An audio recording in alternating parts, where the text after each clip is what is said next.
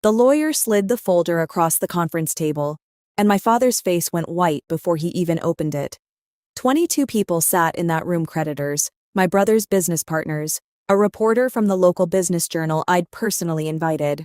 My mother gripped her purse like it might float away from her. 18 months earlier, I'd co-signed a $240,000 loan for my brother's failing business because my parents told me that's what family does. Now I was about to prove that family only works when it runs both directions. "Read the highlighted paragraph, Dad," I said. "Out loud. I want everyone here to hear exactly what my brother wrote about me before his business ever failed." His hands were shaking. My brother wouldn't look at me. And for the first time in 31 years, my father did exactly what I told him to do. If you've ever been the responsible one in your family, the one everyone counted on and nobody thanked, stay with me. Hit subscribe because you're going to want to see how this ends. My name is Danielle Reyes, and for most of my life, I was the reliable one. Not the favorite, not the golden child. That title belonged to my younger brother Marcus, and it had belonged to him since the day he was born, 3 years after me, with a smile that made strangers stop on the street and tell my mother what a beautiful baby she had. Nobody ever said that about me.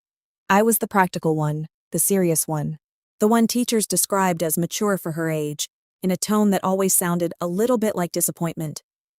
I grew up in Springdale, a mid-sized town in Ohio where everybody's parents seemed to know everybody else's business, and where my father, Robert Reyes, had spent 30 years building a modest but respected name for himself as a contractor.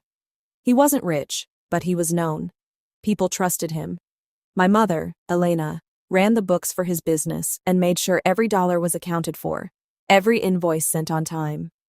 They were a team, and their team had a mission: make sure the Reyes name meant something in this town.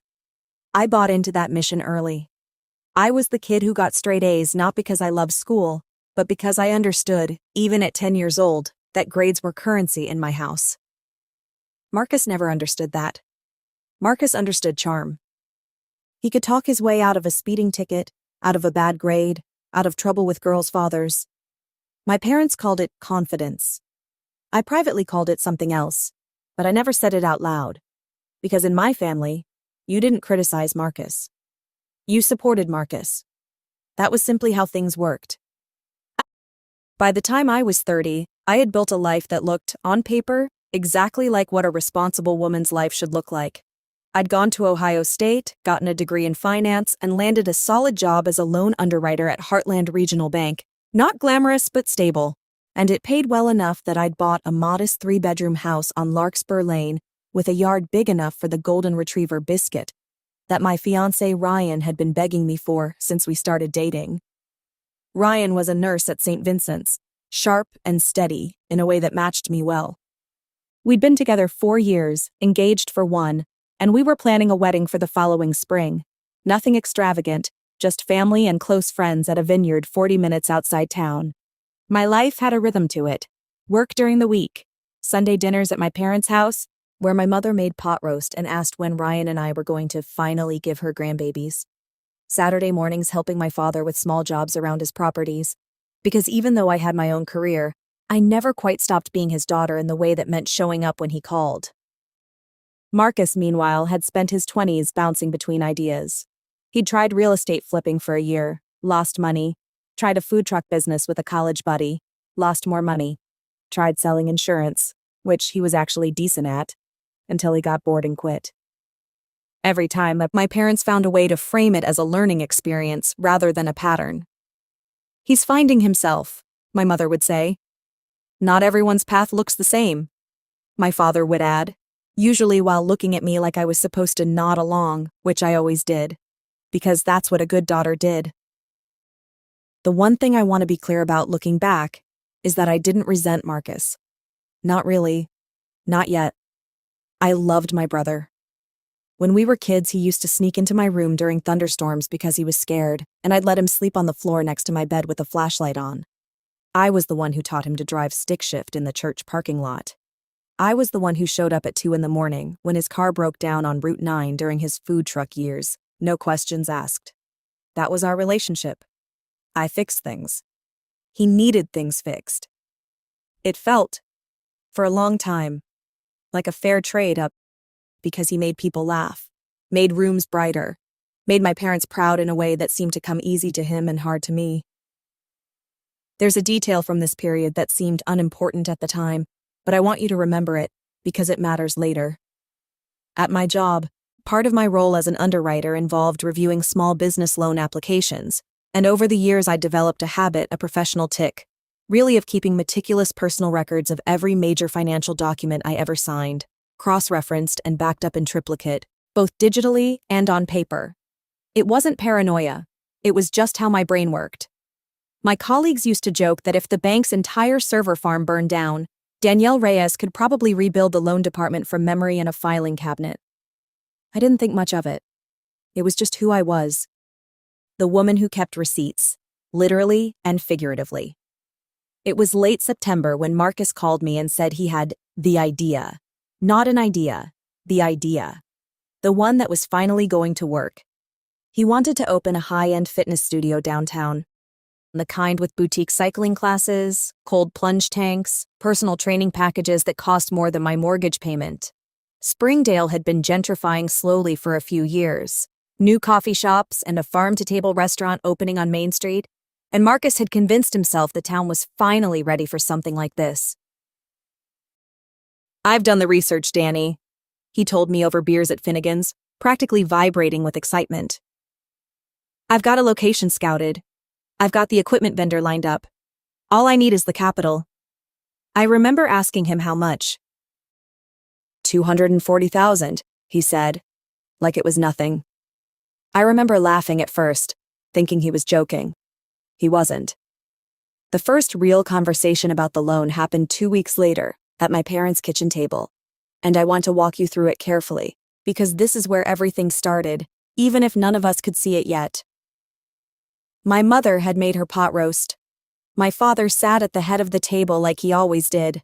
Marcus sat across from me, practically bursting with a stack of printouts, a business plan, projected revenue charts, a mock-up of the studio's logo that he'd paid a freelancer on Fiverr to design. Ryan wasn't there that night. It was a family-only dinner, which in hindsight I think Marcus had orchestrated on purpose. "The bank already said no," Marcus admitted, when I asked him directly why he needed a co-signer instead of just applying for a business loan on his own. "My credit's not where it needs to be. 2 failed businesses, some missed payments from a few years back. But that's exactly why this matters, Danny. I need somebody with good credit to co-sign, just to get me over the hump.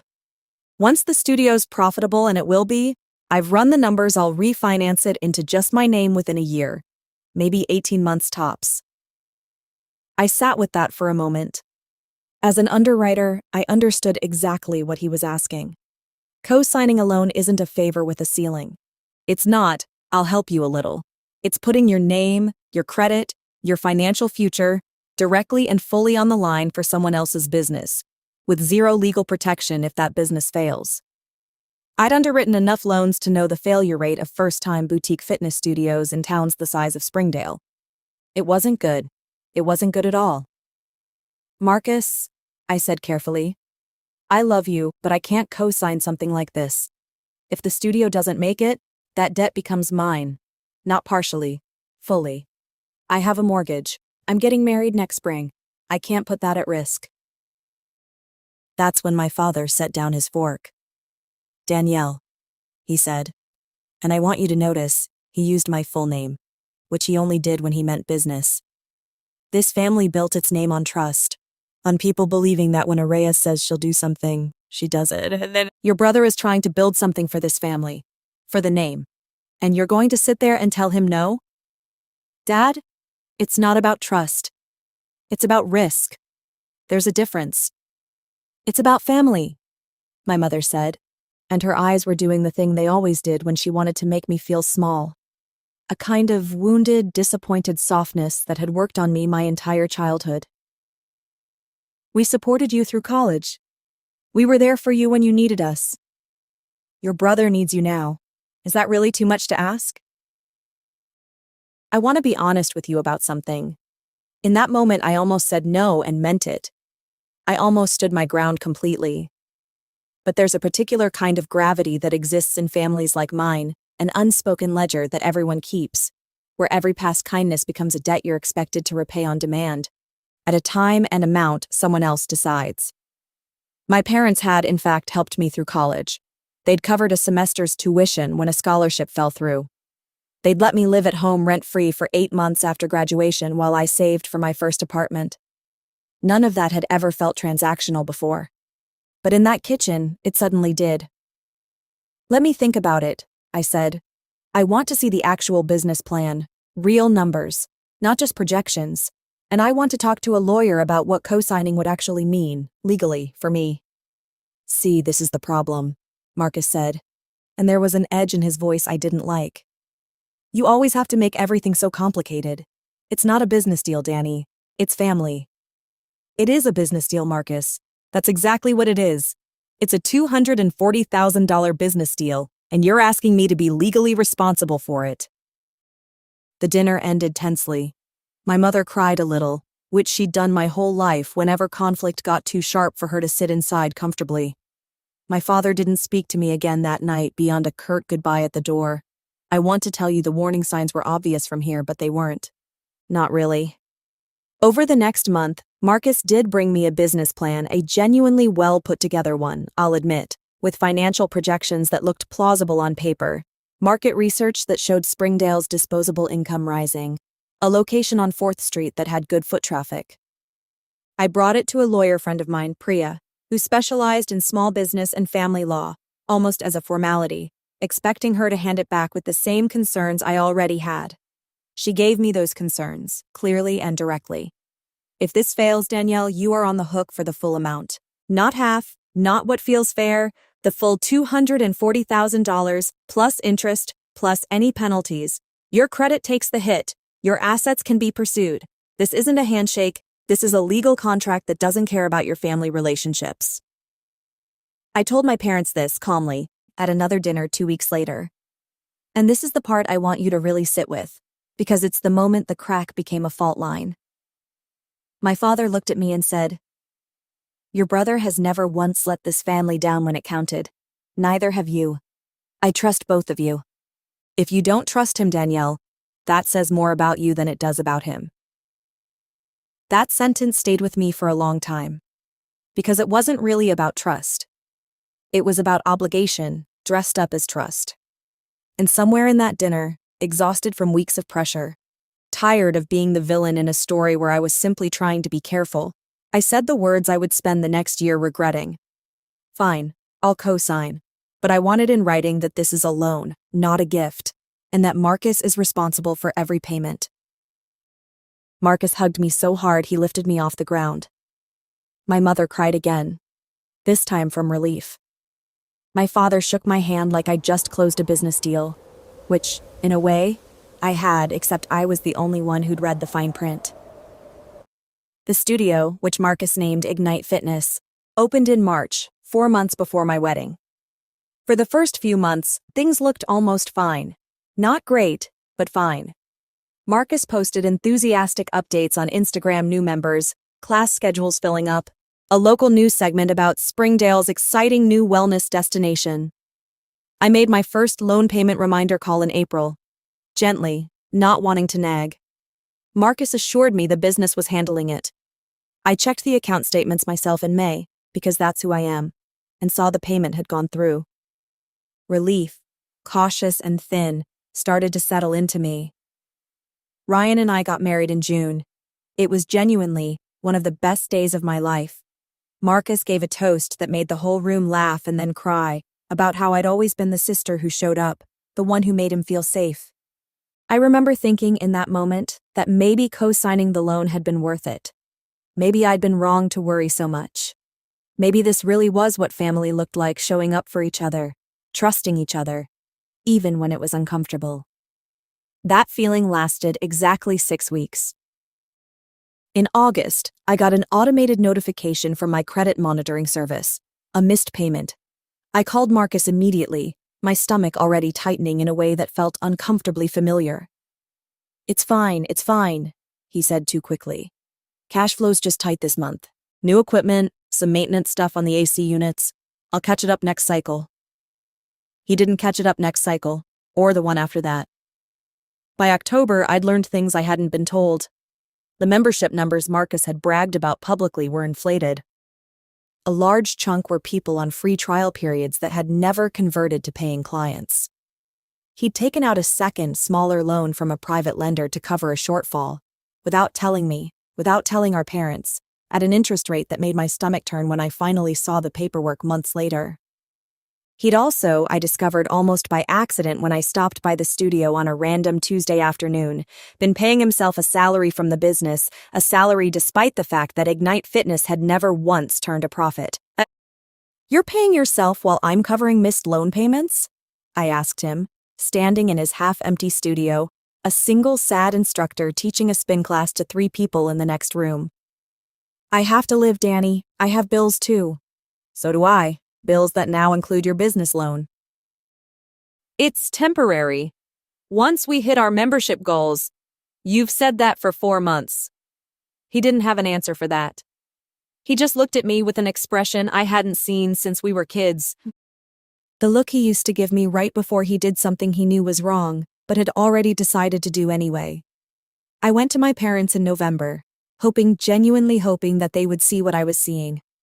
Instead, I found them already fully briefed, already fully on Marcus's side, in a way that told me this conversation had been happening for weeks without me. He's trying his best, my mother said. This isn't easy for him. It's not easy for me either. I'm the one whose credit is on the line. Maybe, my father said, and his voice had a coldness in it I'd never heard directed at me before. If you'd been more supportive from the beginning, instead of treating this like a bank transaction, your brother wouldn't have had to scramble so much on his own. I stood in my parents' living room, the same living room where I'd learned to walk, where I'd opened Christmas presents for 30 years, and understood, with a clarity that felt like cold water down my spine, that I had become the villain in a story I hadn't written. The studio closed in February, 11 months after it opened. Total loss on the equipment, which had been financed separately and repossessed. Total loss on the build-out costs. And a loan balance of $211,000 still outstanding on paper that had my name on it right alongside Marcus's. Marcus didn't call me the day it closed. My mother did. Your brother is devastated, she said. He needs support right now, not judgment. Mom, the bank is going to come after me for $211,000. We know it's difficult, but this is exactly why family sticks together during hard times. I asked directly whether Marcus intended to pay any of it back, given that he'd been drawing a salary from a business that never turned a profit, while I'd been making the loan payments alone for the last 4 months. There was a long pause. He doesn't have the money, Danielle. You know that. He's not trying to hurt you. He's just in a bad place. So am I. You have savings. You have Ryan's income too. Marcus has nothing. That sentence, you have savings, so it should be you, is the moment something in me went quiet in a way that felt less like sadness and more like a door closing. Because here's what nobody in my family seemed to understand. Or maybe simply chose not to understand. The debt wasn't going to disappear because Marcus felt bad about it. It was going to sit on my credit report. It was going to threaten my ability to refinance our house. It was going to be a legal, binding, collectible debt that Heartland Regional Bank, my employer, my colleagues, people I saw every single day was going to come looking for. And 2 weeks later, in a meeting I will never forget, my own bank's collections department flagged the account, and my manager called me into his office to ask, gently but seriously, whether there was a conflict of interest I needed to disclose, given that I was an underwriter with a defaulted business loan on my personal credit file. I sat in that office and realized my entire career, the thing I had built, carefully, over a decade, the thing that had nothing to do with my parents' need to protect the family name, was now at risk because of a decision I'd been guilt-tripped into making at a kitchen table. That night, I sat in my car in the parking lot of Heartland Regional. And for the first time since this whole thing started, I didn't call my parents. I didn't call Marcus. I called Priya. The weeks after that meeting with my manager were some of the quietest of my life, And I don't mean peaceful. I mean quiet the way a house is quiet after an argument nobody's finished having. I didn't get fired. My manager, a decent man named Tom Halloran who'd known me for 6 years, worked out an arrangement where I'd disclose the situation formally to compliance and step back temporarily from small business loan reviews until it was resolved, to avoid any appearance of conflict. It wasn't a punishment exactly, but it felt like one. It felt like I was being quietly demoted for a crime I hadn't committed. Ryan found me that night sitting in the dark in our living room, still in my work clothes, Biscuit's head resting on my knee, and he didn't ask me what was wrong right away. He just sat down next to me and waited, which is one of the reasons I married him. "They're going to let him just walk away from this," I finally said. "And I'm the one who's going to spend the next 10 years paying for a business I never wanted him to start." "Have you told your parents that? Really told them, not just mentioned it?" "They know. They don't care. Or they care about Marcus more." Ryan didn't try to fix it that night. He just held my hand and let the silence sit there, and I think that restraint from him, when everyone else in my life had been so loud about what I owed them, was its own kind of statement. I want to be honest about where I was mentally during this stretch, because I don't think it does the story justice to pretend I was calm and strategic from the start. I wasn't. I was angry in a way I'd never let myself be angry before. I lay awake some nights doing math in my head, how many years of payments, how much interest, how much of Ryan's and my savings for a house addition or kids or retirement was going to instead go toward a spin studio that Marcus had abandoned within a year. I drafted furious texts to my parents that I never sent. I drove past the empty storefront on 4th Street once, just to look at it, the Ignite Fitness sign still hanging crooked in the window, and sat in my car outside it for 20 minutes doing absolutely nothing productive at all. But grief and anger, left alone long enough, eventually start to settle into something else. For me, that something else arrived on a Tuesday in March, almost exactly a year after the studio had opened, when Priya called me with an update on the loan situation I'd asked her to review. "I went through everything you sent me," she said. "The original loan documents, the business plan Marcus submitted to the bank, the amendment paperwork from when the second private loan was taken out. Danielle, I need you to look closely at something." She sent over a PDF. It was the original loan application Marcus had submitted to Heartland Regional, my own bank, the year before. And there, in the section detailing existing cosigner assets and disclosures, was a line I'd never seen before because I hadn't been the one who filled it out. Marcus had listed, as collateral supporting the strength of the application, a joint claim to equity in a rental property that my parents owned, outright the same rental property my father had, on multiple occasions, told me was going to be Marcus's inheritance, when the time came, separate from anything involving me. He used a property that isn't legally his, that he doesn't own, as leverage to strengthen a loan application, Priya said. Which on its own might just be an aggressive but not illegal exaggeration on a form, except, she paused, except I also found this. She sent a second document, an email thread, part of the loan file Marcus had authorized me to access as cosigner during his failed refinancing attempt in December, which I'd never actually opened at the time because things had been too chaotic. In it, Marcus had written to the loan officer, weeks before the studio closed, explicitly stating that if the business failed, my sister has strong credit and will absorb responsibility for the loan regardless of outcome, given family obligations. He'd said it in writing. He'd told the bank in advance that he considered my financial ruin an acceptable and expected outcome of his own failure. Not a risk, not a worst-case scenario, but a plan. I sat with that for a long time after Priya hung up. It wasn't the debt itself that broke something loose in me. It was that sentence. Given family obligations. Marcus hadn't seen me as his sister taking a risk alongside him. He'd seen me as a built-in insurance policy, a safety net he never had to earn and never intended to repay because he told the bank, in writing, months before it happened, that he was counting on exactly this outcome. That was the moment I stopped being a person this had happened to, and became a person who was going to do something about it. I didn't call my parents that night. I didn't call Marcus.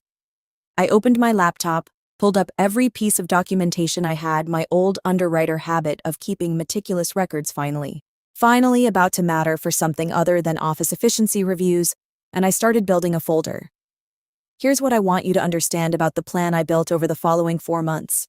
It wasn't about revenge in the cartoonish sense. I never once considered doing anything illegal. Anything that would hurt Marcus's kids someday. Anything that crossed a real ethical line.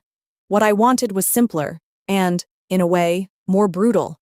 I wanted the truth, documented and undeniable, to exist somewhere my family couldn't spin it, minimize it, or quietly bury it at another Sunday dinner. The first thing I did was formalize everything with Priya. Not as a lawsuit against Marcus, I didn't want his money, because I already knew, realistically, he didn't have any. What I wanted was a legal separation of liability wherever it was possible to achieve one, and a clear paper trail establishing exactly what had happened and who bore responsibility. Priya explained that given the email Marcus had sent the loan officer, there was a real argument that he had engaged in a form of financial misrepresentation, not enough, probably, to be criminally prosecuted, but enough that it mattered legally and reputationally. "There's something else," Priya said, during our second real strategy meeting, in her cramped office above a dry cleaner on Elm Street. "The property he listed as collateral, the rental property your parents own. If Marcus doesn't legally have an ownership stake in it, and he represented that he did in a loan application to strengthen his case, that's potentially loan fraud, Danielle. Even if it never gets prosecuted, it's the kind of thing that ends a person's ability to ever get institutional credit again if it comes out formally." I remember sitting there thinking about that for a long time, because that piece of information was a weapon, genuinely, and I had to decide what kind of person I wanted to be while holding it. I decided I didn't want to weaponize it against Marcus in a way that destroyed him legally. I wanted to weaponize the truth itself, publicly, in front of the people who had spent a year telling me my caution was a character flaw, and my brother's recklessness was just finding himself. The plan had 3 parts, and I built them slowly, over that spring and into early summer, mostly at night after Ryan went to bed, at our kitchen table with Biscuit asleep at my feet. Part 1.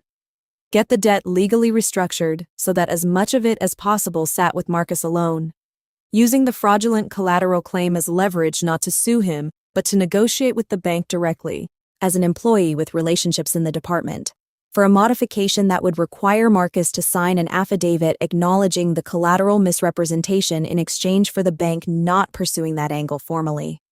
Tom Halloran, my manager, agreed to sit in on that meeting once I explained the situation fully, partly out of loyalty to me after 6 years of solid work, and partly, I think, because he found the whole thing as infuriating as I did. Part 2. Gather every piece of documentation, the loan application, the email admitting he expected me to absorb responsibility, the salary payments he'd taken from a business that never profited, the inflated membership numbers he'd shown my parents versus the actual numbers in the studio's books, which I'd requested and received during the loan modification process, into one clean, undeniable timeline. Part 3, the part I debated longest and almost didn't go through with. A family meeting, but not the kind my parents were used to controlling. I wanted witnesses.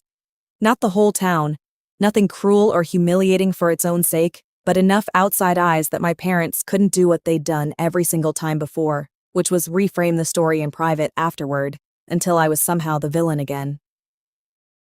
There was a setback in June that nearly stopped everything. Marcus found out, through a mutual friend who worked at the bank, that I'd been meeting with Tom and Priya about the loan, and he called me, furious, accusing me of trying to destroy him and turn the family against him. My parents called an hour later, and my mother, crying, begged me to let this go for the sake of the family, and my father, in a tone somewhere between threat and plea, told me that if I went through with whatever you're planning, I shouldn't expect to be welcome at Thanksgiving. I almost folded. I want to be honest about that. 31 years of being trained to avoid exactly this kind of confrontation doesn't undo itself in 4 months of late-night document review. I sat in my car outside my parents' house that night I'd driven over after the call, not sure if I was going to go in or just sit there up, and I called Ryan. "You keep saying you don't want to hurt them," he said gently. "But Danielle, They're not asking you not to hurt them. They're asking you not to tell the truth. Those aren't the same thing. That sentence stuck with me more than almost anything else in this entire year. There was one more complication before everything came together. The bank's legal team, once formally looped in by Tom, was initially reluctant to let me negotiate any modification myself, given the obvious conflict of interest, which was fair, and something I'd anticipated. Priya stepped in fully at that point, representing me formally, dealing directly with the bank's counsel, while I stepped back from the loan side of things entirely and focused on assembling the documentation for what I'd started to think of, privately, as the dinner.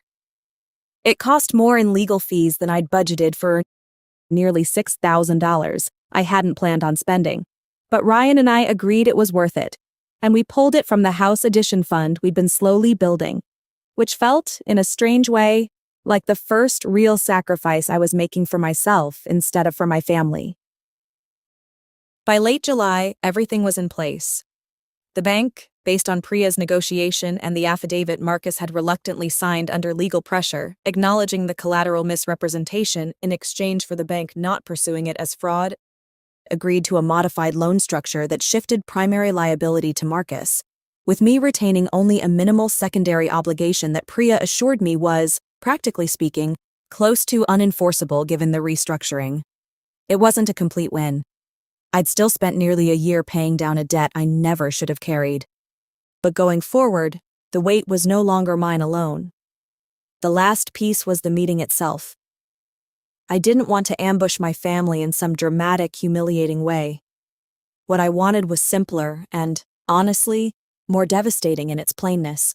A room, some chairs, and the truth laid out so clearly that nobody could argue with it afterward, the way they'd been arguing with reality for the past year. I asked Priya, as my attorney, to help me set it up formally a mediated family financial disclosure meeting, which sounds bureaucratic and boring, and was intentionally so. I invited my parents. I invited Marcus. I also invited, at Priya's suggestion, a neutral financial mediator the bank sometimes used for exactly these kinds of family loan disputes, and the detail I debated longest, a reporter named Sarah Kwan from the Springdale Business Journal, who I'd spoken to weeks earlier, off the record, about a broader story she was already researching on the risks of family co-signed small business loans in town. I didn't ask her to write about my family specifically. I simply told her the meeting was happening, that it involved a real case study of exactly the pattern she was investigating, and that she was welcome to observe if she wanted background for her piece. Whether she chose to include specifics was entirely up to her. I made that clear, and I meant it. The meeting was scheduled for the second week of August, in a small conference room Priya's firm used for mediations. 22 months, almost to the day, after that first dinner at my parents' kitchen table. The room was smaller than I expected. A rectangular table, fluorescent lighting, a pitcher of water nobody touched.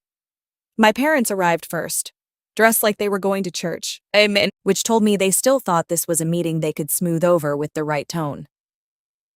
Marcus arrived 7 minutes late, sat as far from me as the table allowed, and wouldn't make eye contact. Priya sat beside me. The mediator, a calm woman named Denise, sat at the head of the table. Sarah Kwan sat quietly near the back with a notepad, introduced simply as an observer, which was true. "I want to start," Priya said, once everyone had settled, "by clarifying the purpose of this meeting. This isn't a lawsuit. Nobody here is being charged with anything. This is a documented financial disclosure meeting, requested by Danielle, to establish clearly, on record, the facts of what happened with the Ignite Fitness loan, and to formalize the modified repayment structure already agreed to by the bank." "This feels like an ambush," my father said immediately, looking at me, not at Priya. "Danielle, is this really necessary? We're your family." "That's exactly why it's necessary," I said, because for a year, every time I tried to talk about this as a family, it turned into me being the bad guy for being upset about a debt I never wanted. I opened the folder in front of me. My hands weren't shaking, which surprised me a little, given how many nights I'd imagined this exact moment. "I want to walk through the timeline," I said. "Not to hurt anyone. To make sure we're all finally looking at the same facts."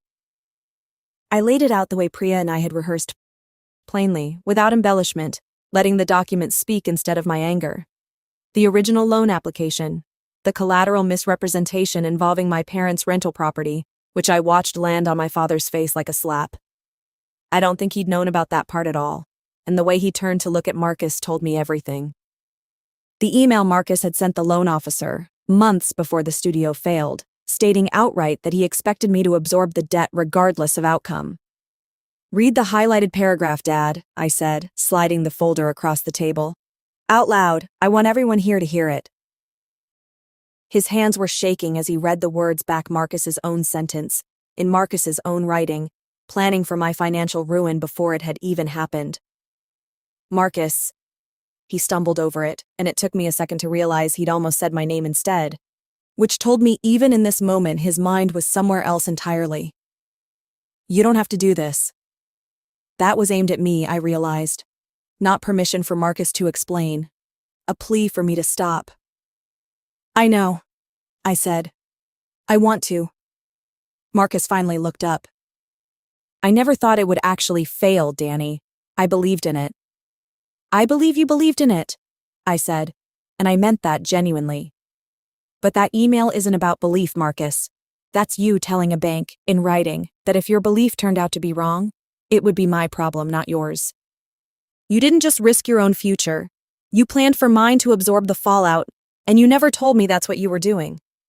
My mother started crying. The same crying that had worked on me 100 times before. But this time it landed differently. Because it wasn't in a private kitchen where the story could be softened afterward. Sarah Kwan sat quietly in the back, taking notes.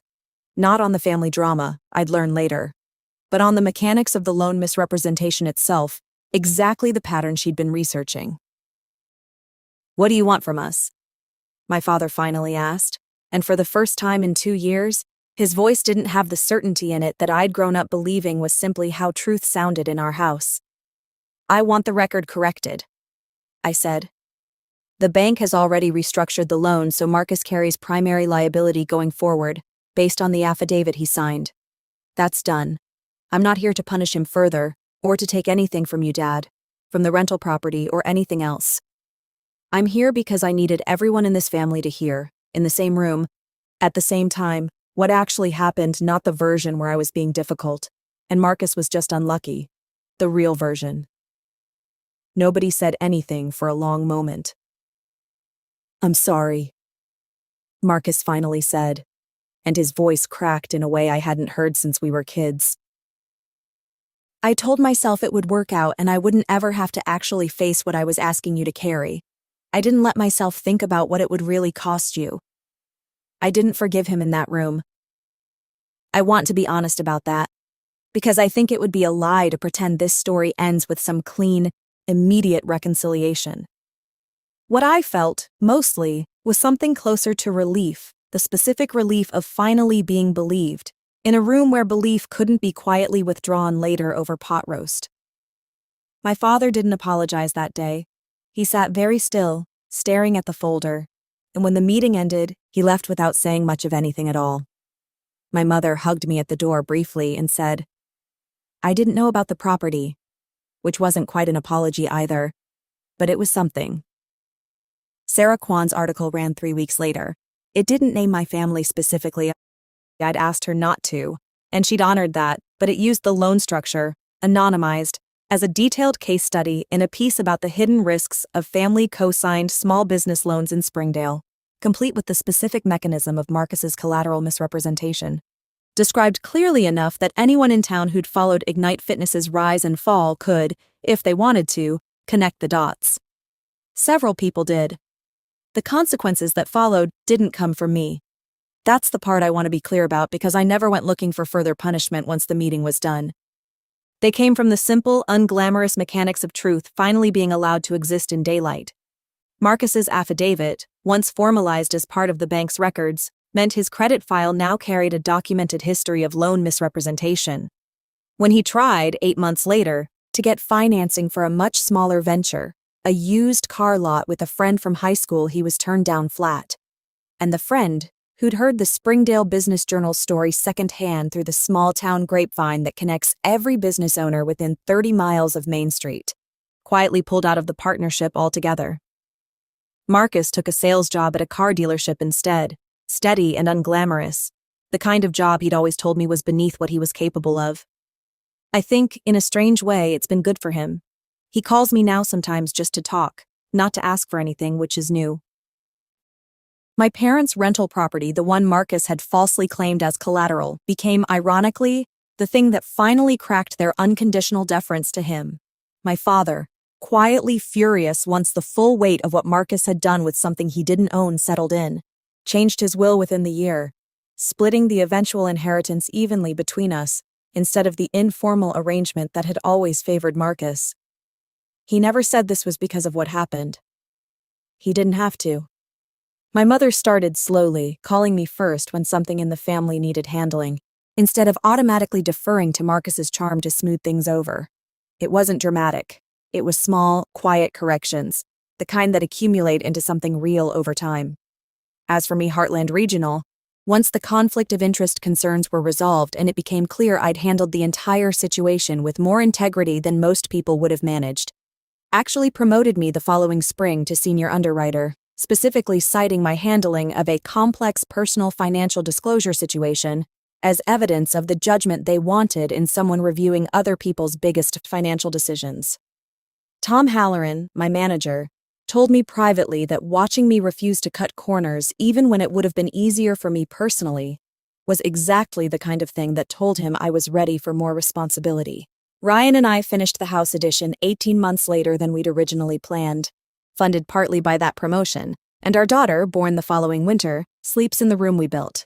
I think about that kitchen table sometimes, the one where I said, "Fine, I'll co-sign," exhausted and cornered into a decision dressed up as loyalty. I don't regret loving my brother. I don't even fully regret trying to help him, because trying to help the people you love isn't the mistake. The mistake was letting for the family name mean I had to disappear my own judgment to prove I belonged in that family at all. The last time I saw my father alone, he came by the house unannounced, stood on the porch for a long moment before he said much of anything, and finally told me quietly that he was proud of how I'd handled the whole thing. "Not the anger," he said, "the patience underneath it." It wasn't the apology I'd spent 2 years imagining, but it was, I think, as close as my father was capable of getting, and I've learned to let that be enough. Biscuit still sleeps at the foot of our bed. The rental property will one day be half mine, honestly. Not out of guilt, but out of correction. And every month when I check my credit report out of habit, the same habit that once felt like nothing more than a professional tick, I see a clean file, my name attached only to debts I chose, for a life I actually built. Some families protect their name by demanding everyone bend around it.